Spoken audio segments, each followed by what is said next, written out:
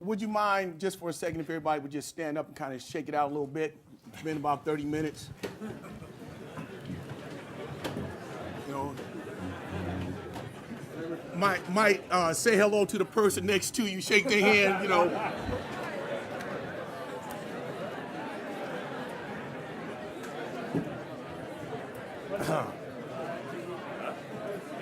Hey, by the way, before Hammer starts, there is a word of mouth on Twitter that you should write a "can't tweet this" sign.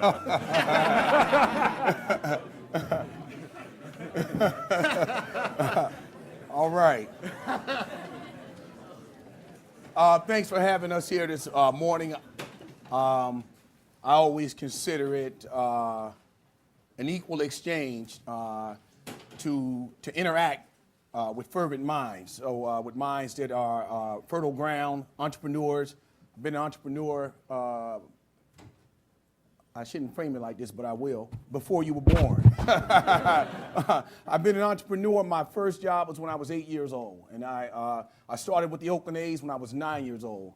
I was around a very innovative owner in baseball who thought baseball was boring. He thought the game was so boring that even he had a rabbit pop out the ground and hand the umpire the baseballs instead of just the traditional get it out of the bucket.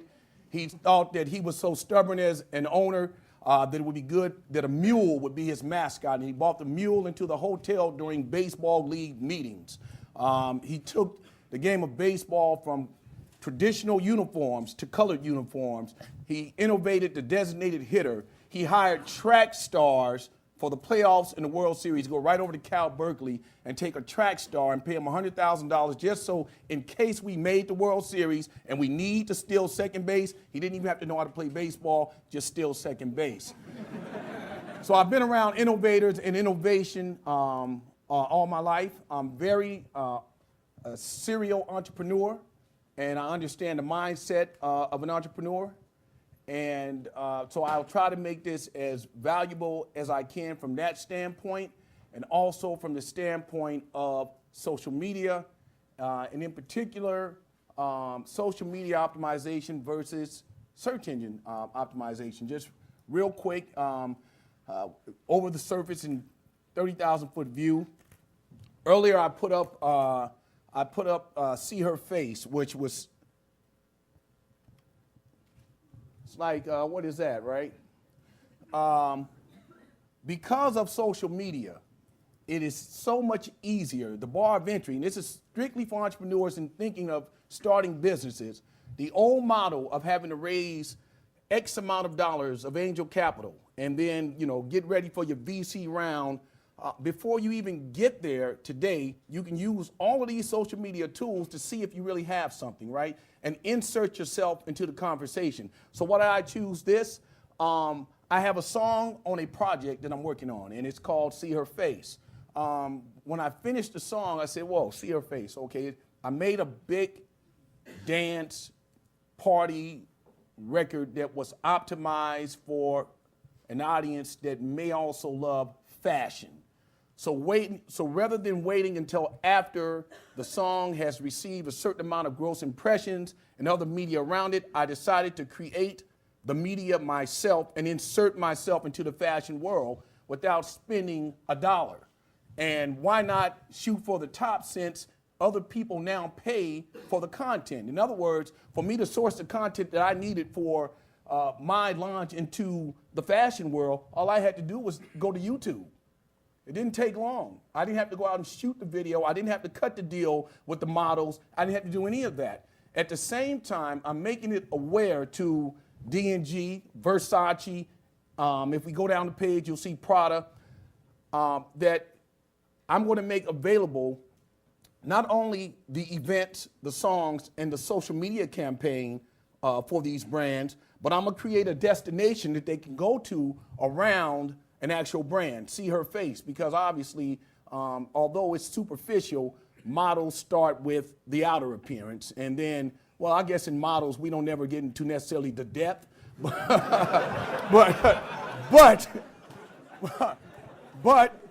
that's not to say it's not any substance there, but we have to be real, right? So initially we start with the outer appearance, And then they clothe them in all these great designs. Later on, for a lot of you who are fashion oriented, take a look at what's on there. And this is all 2010 stuff, so you'll see the spring and summer collections. But the point that I'm making is, as an entrepreneur, and this being Entrepreneur Week, and focusing on the tools of social media, it took me at, I used Blogspot. I shouldn't even say I think I used Blogspot. I used Blogspot for a very particular reason. I found out that within the Google search engine, when you use Blogspot, it's optimized. So on the search return, it comes to the top. So it wasn't an accident. So why do you think I'm on Buzz? is that why you're? It's very important. It's very important. And so if you look, and by the way, the Twitter optimization works the same way. So if you look on Twitter, for those of you on right now, and if you Twitter Blast24, you'll see a lot of MC Hammer come up around Blast24. Well, what is that? Well, what I'm doing is I'm doing two things. I've already began to seed the content. The content was sourced, again, from places like YouTube and other places with video. Ultimately, I want to build a destination for citizen journalism. We were talking about social good earlier. Now, this is another startup I'm doing, but I'm not doing it with the traditional model. These tools have lowered the bar of entry, and the bar of entry now is here. It's really in how active you are. Earlier, I heard the dean say that it reminded me a lot of a music conference I was at a couple of weeks ago at the Grammys. Said, you know, social media and all these new tools are not the end all. They're not going to supplement. And as a generalized corporate statement, it's very true. But on many levels, I would challenge you on that, because a lot of things are going to be replaced because of the real-time access of these platforms. We don't even have time to go and pick up, per se, a newspaper when I can just whip out my iPhone or my Android platform and go boom, boom, and it's right there. So who's going to provide that information to me?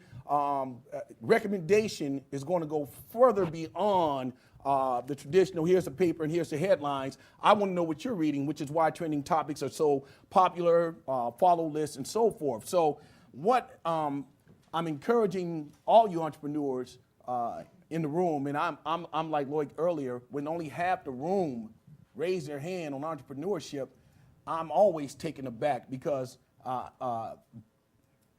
to have the opportunity in this model, this is the greatest opportunity ever to be an entrepreneur. This time, right now, the down economy actually works in your favor.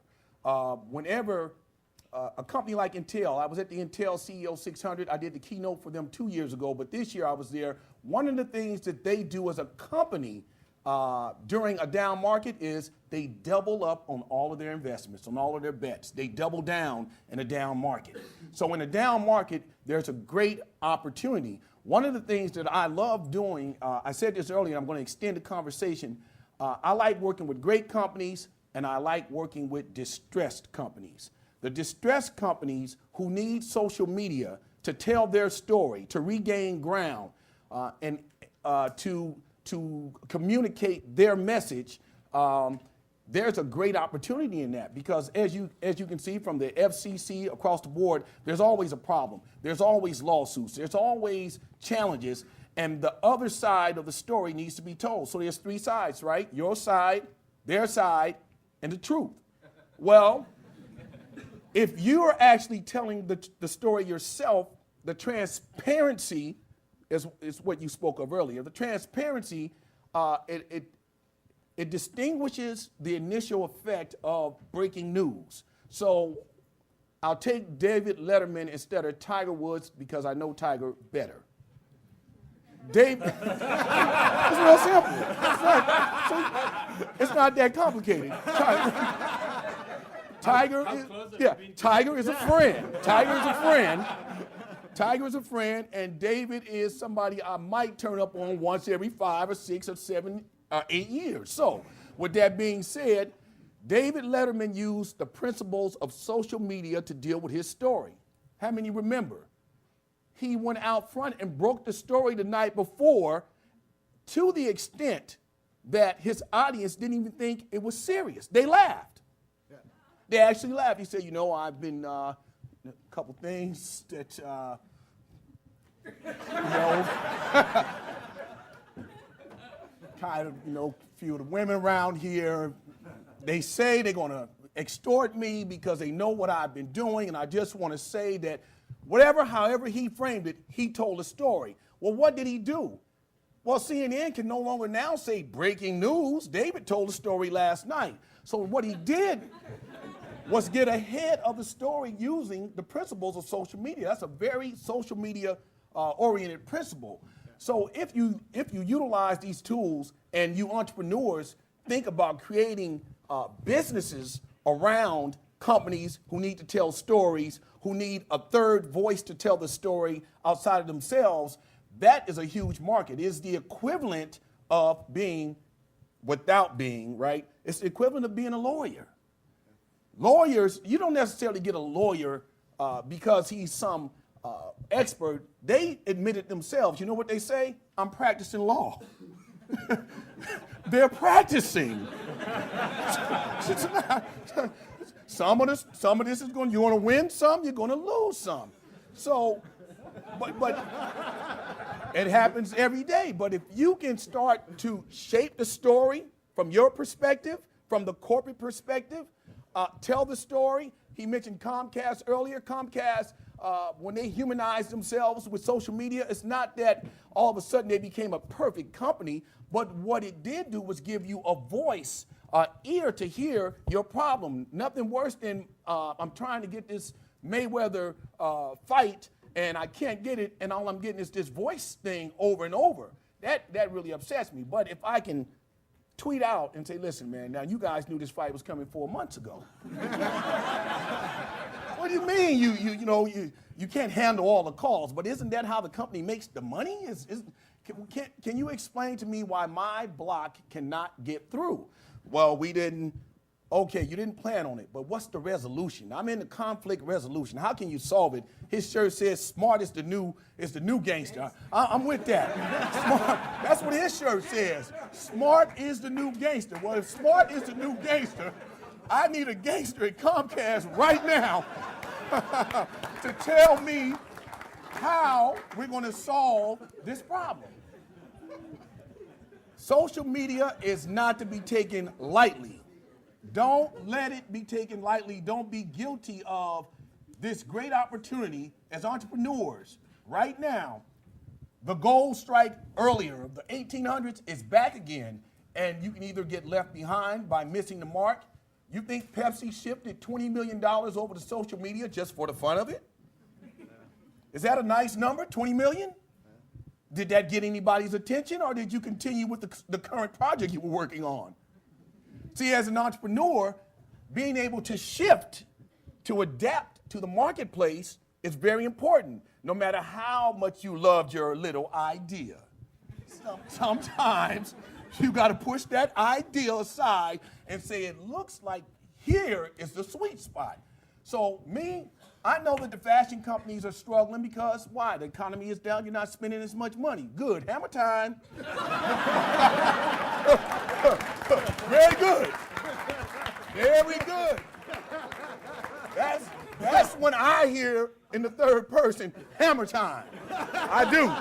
Because I am used to engaging people and creating solutions and marketing and promotion and business. It's the foundation of the music industry. We go from grassroots to mainstream. That's what we do. We have an idea, a song. We conceive a song. At the time, it's just a song. At a certain point, as a writer myself, I start to think the video by the second verse I'm writing. So I'm seeing the video.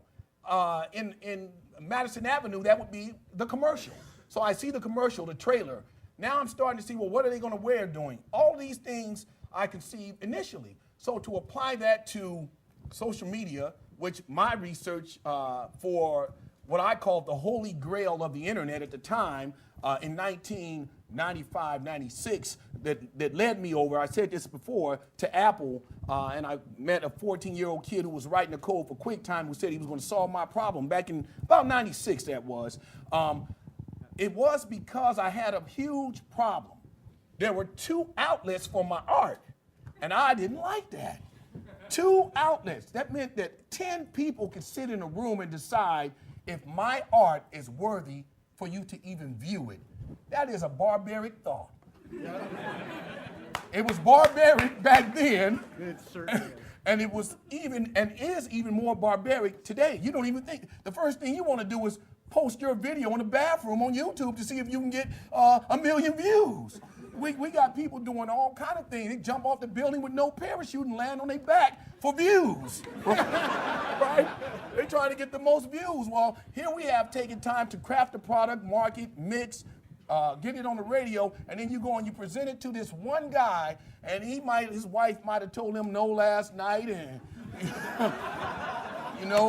he haven't been able, they want 4 kids, and he only been able to make 1. I don't know.